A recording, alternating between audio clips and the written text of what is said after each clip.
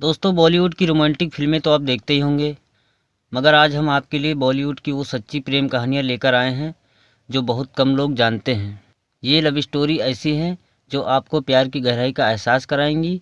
इनमें मिलन भी है, जुदाई भी है, अधूरा प्यार भी है और एक तरफा इश्क भी। तो आइए हम और आप मिलकर इस वीडियो में जानते हैं 1940 से 1990 के बीच के स्टार्स की लव लाइफ के 5 ऐसे ही किस्से।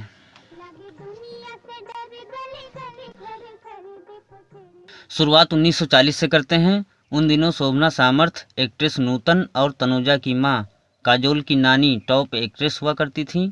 हीरो मोतीलाल हिंदी सिनेमा के पहले नेचुरल स्टार थे। दोनों एक फिल्म के सेट पर मिले और दोस्ती हो गई।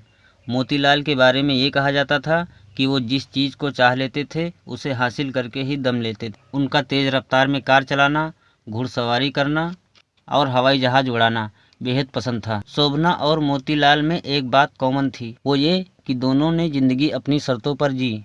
एक दूसरे के जब करीब आए तो उस दौर में भी परिवार और समाज के सामने अपने रिश्ते को खुलकर स्वीकारा।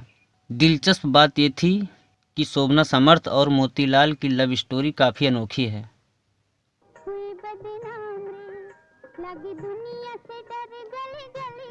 शोभना पहले से शादीशुदा और 4 बच्चों की मां थीं।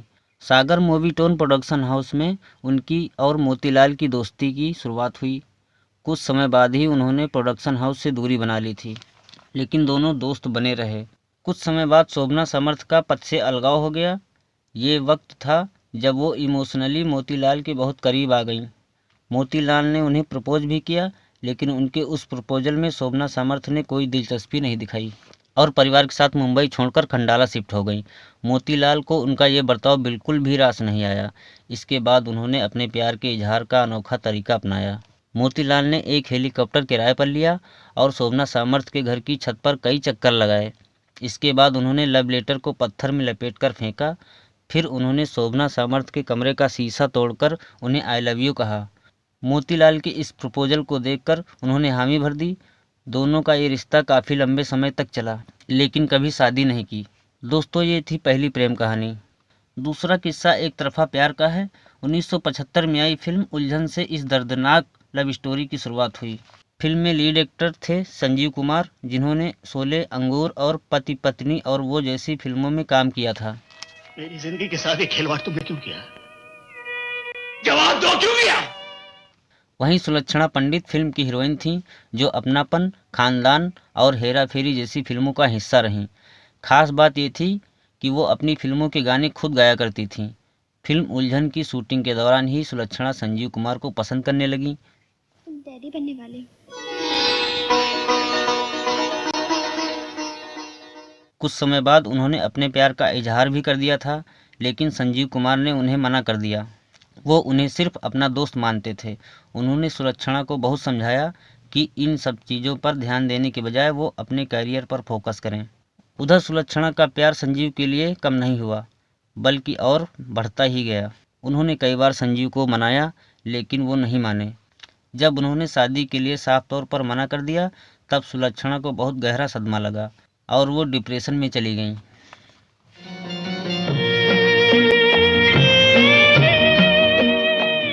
संजीव कुमार को अभी सुलक्षणा भूल भी नहीं पाई थीं कि 6 नवंबर 1985 को 47 साल की उम्र में दिल का दौरा पड़ने से संजीव कुमार का निधन हो गया। उनकी मौत ने सुलक्षणा को इतना दर्द दिया कि वो अपना मानसिक संतुलन खो बैठी। दिल में ऐसा दर्द छुपा है। इसके बाद सुलक्षणा की बहन विजेता पंडित ने एक बयान में बताया कि दीदी पागल नहीं हुई थी, बल्कि संजीव कुमार ने जब शादी करने से मना कर दिया तो वो डिप्रेशन में चली गईं। संजीव कुमार दीदी से इसलिए शादी नहीं करना चाहते थे क्योंकि उन्हें दिल की बीमारी थी।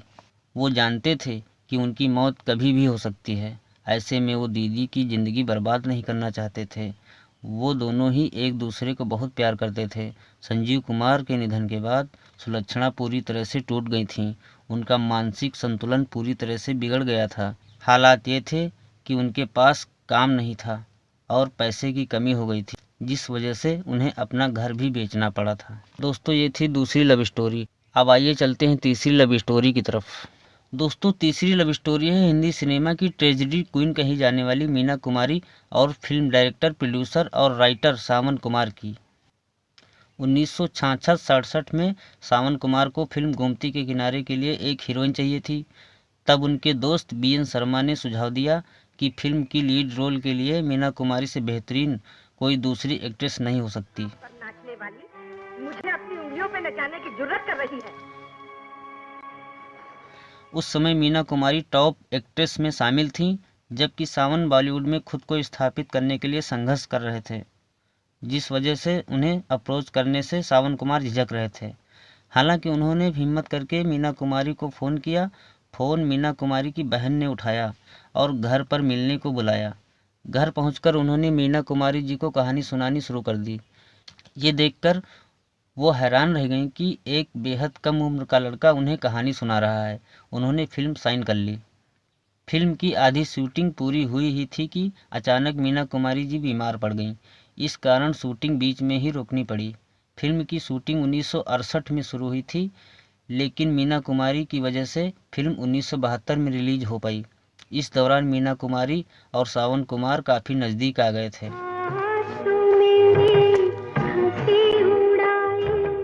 दोनों में इतना गहरा लगाव हो गया था कि जब फिल्म को बनाने में सावन कुमार के पास पैसे ख़त्म हो गए तो मीना कुमारी ने अपना बंगला तक बेच दिया था।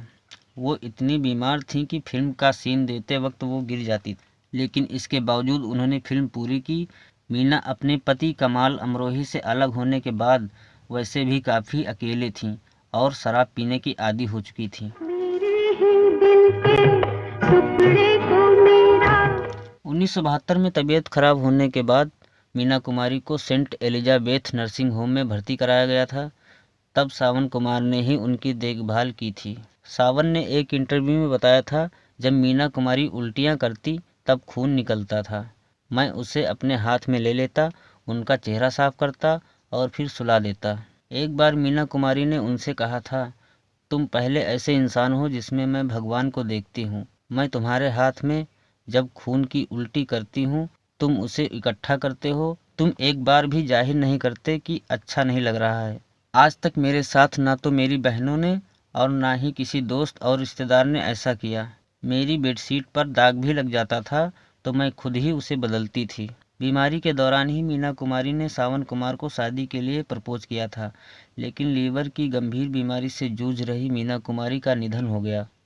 मीना कुमारी की मौत के बाद सावन कुमार उनकी कब्र के पास घंटों रोए थे।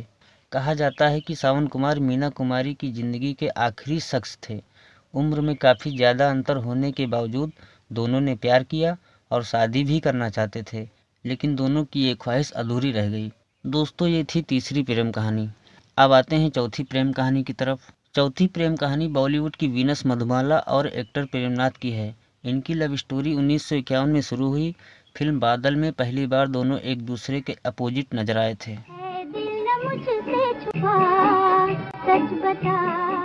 साथ शूटिंग करने की वजह से कुछ दिनों में ही मधुबाला और प्रेमनाथ नज़दीक आ गए। दोनों में इतना गहरा प्यार हो गया था कि जब किसी फिल्म का ऑफर प्रेमनाथ को आता तो वो सिर्फ मधुबाला से पूछकर फिल्में साइन करते थे। दोनों एक दूसरे को इस कदर पसंद करते थे कि शादी तक करना चाहते थे, लेकिन अलग धर्म होने की वजह से ऐसा नहीं हो पाया। सिर्फ धर्म की वजह से मधुबाला अपने प्यार को खोना नहीं चाहती थी। इसी वजह से उन्होंने प्रेमनाथ के आगे धर्म बदलकर शादी करने का प्रस्ताव भी रखा, लेकिन प्रेमनाथ ने मना कर दिया। वहीं आगे चलकर प्रेमनाथ ने उस जमाने की मशहूर एक्ट्रेस वीना राय से शादी कर ली। इस खबर से मधुबाला को इतना गहरा सदमा लगा था, उन्होंने प्रेमनाथ से कह दिया, तुम मेरे प्यार को ठुकरा रहे हो, तुम भी प्यार को तरसोगे। आखिरकार हुआ भी वही। प्रेमनाथ और वीना राय की शादीशुदा जिंदगी कुछ खास नहीं रही। बाद में उन्होंने शराब पीना शुरू कर दिया। जब ये बात मधुबाला को पता चली, उन्होंने प्रेमनाथ को कसम दी कि वो शराब ना पिएं। साथ ही ये भी कहा कि अगर शराब पीना ही है तो वो उनका खून पी जाएं। मधुबाला की ये बात उनके दिल को छू गई। इसके बाद उन्होंने 14 साल तक शराब को हाथ तक नहीं लगाया। मधुबाला से अलग होने के बाद भी वो उन्हें नहीं भूल पाए। किस्सा ये भी है कि मधुबाला के निधन के बाद जब प्रेमनाथ को पता चला कि उनके पिता को पैसे की ज़रूरत है, तो वो उनसे मिलने गए और उनके तकिए के नीचे 1 लाख का चेक रख दिया। किसी ने उनसे पूछा कि उन्होंने ऐसा क्यों किया। इसका जवाब देते हुए उन्होंने कहा, अगर मधुबाला से मेरी शादी होती तो मैं इनका दामाद होता, इसलिए दामाद होने का फ़र्ज निभा रहा हूँ। दोस्तों, ये थी हमारी चौथी लव स्टोरी। अब आते हैं हमारी पांचवीं यानी अंतिम लव स्टोरी की तरफ। ये लव स्टोरी है 70 के दशक की मशहूर एक्ट्रेस स्मिता पाटिल और राज बब्बर की।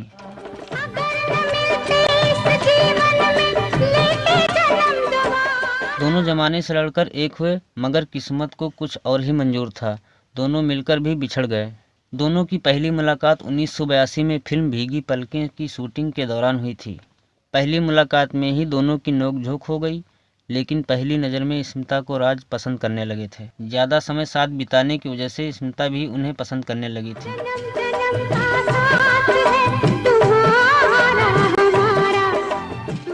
वहीं राज पहले से शादीशुदा थे और 2 बच्चों के पिता भी थे, लेकिन इसके बावजूद खुद को स्मिता से प्यार करने से नहीं रोक पाए।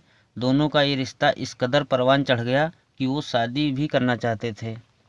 इस पर कुछ लोगों ने स्मिता को घर तोड़ने वाली औरत भी कहा, लेकिन राज ने एक इंटरव्यू में कहा था, मेरे और पत्नी नादिरा के रिश्ते में दूरी आने की वजह स्मिता नहीं है। पहली पत्नी नादिरा को तलाक दिए बिना ही राज ने स्मिता से शादी कर ली। इसके बाद 1986 में स्मिता ने बेटे प्रतीक को जन्म दिया, लेकिन प्रतीक के जन्म के समय उन्हें कुछ कॉम्प्लिकेशंस हो गई। बेटे के जन्म के 15 दिन बाद ही उनका निधन हो गया। इस तरह राज से स्मिता हमेशा के लिए दूर हो गई। उनके यूं चले जाने से राज पूरी तरह से टूट गए थे। हालांकि बाद में उन्होंने जैसे तैसे खुद को संभाला, फिर अपनी पहली बीवी नादिरा के पास लौट आए। नादिरा ने भी राज को फिर अपना लिया। दोस्तों, वीडियो कैसा लगा कमेंट करके ज़रूर बताइएगा और चैनल सब्सक्राइब करके बेल आइकन ज़रूर ऑन कर लें ताकि हमारा आने वाला हर वीडियो आप तक पहुंच सके। जय हिंद, वंदे मातरम।